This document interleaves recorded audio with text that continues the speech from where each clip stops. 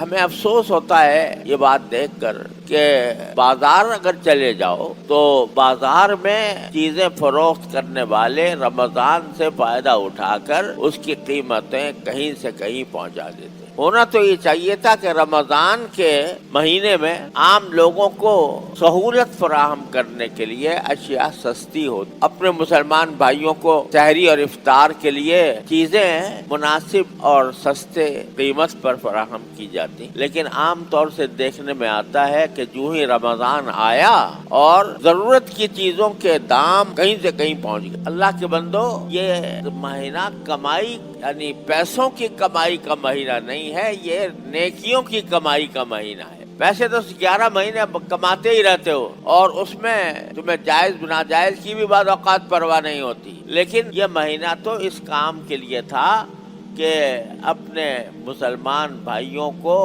ہمدردی کے ساتھ ان کو مناسب بلکہ سستی قیمت پر چیزیں فراہم کی جاتی تاکہ ایک اس مسلمان برادری کا ایک امتیاز ظاہر ہو. بڑا افسوس ہوتا ہے کہ لوگ اس میں دوسروں کو لوٹنے کھسوٹنے کی چکر میں رہتے ہیں. حضور فرماتے ہیں شہر المواسات ہے، باہمی ہمدردی کا مہینہ ہے. اگر کوئی لڑائی پر بھی آمادہ ہو تو کہہ دو میرا روزہ ہے، میں اس میں یہ تم سے لڑائی کرنے والا نہیں ہوں. سوشل میڈیا پر سب سے قدیم اور سب سے ریلائبل برانڈ درس قرآن .com